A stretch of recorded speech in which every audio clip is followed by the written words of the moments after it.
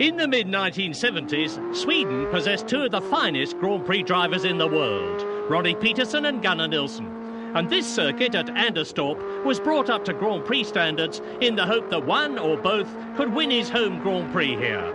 It was built in 1968, but it was not until 1973 that the Swedish Grand Prix was first held. Neither Peterson nor Nilsson was destined to win the race, as by the end of 1978, both had died in tragic circumstances. The Swedish Grand Prix didn't survive them, for the circuit had few redeeming features, and with the local heroes gone, the Grand Prix itself had little appeal for the Swedes. Anderstorp did go into the history books, however, as the only circuit on which the fantastic six-wheel Tyrrell was driven to victory by Jody Scheckter in 1976.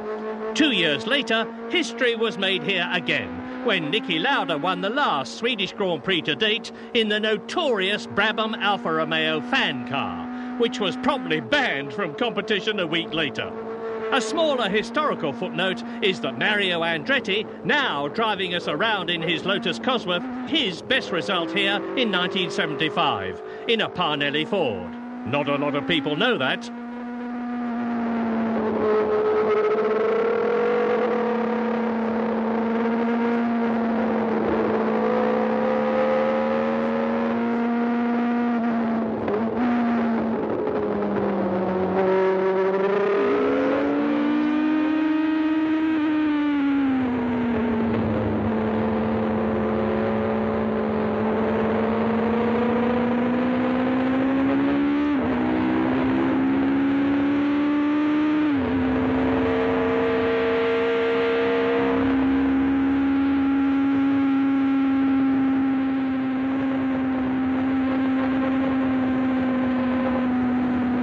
It must be patently obvious by now that the central position of our camera gives us an incomparably better view of the action than the side-mounted TV cameras.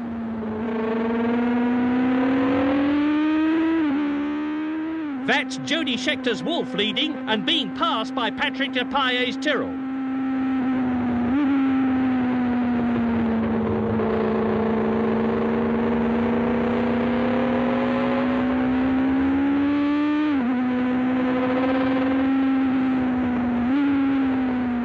And here's Carlos Reutemann diving his Ferrari inside Mario's Lotus.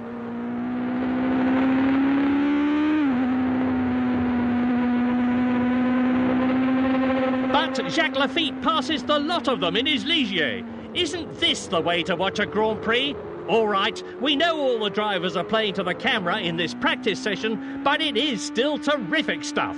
If only the actual racing could be like this now and again.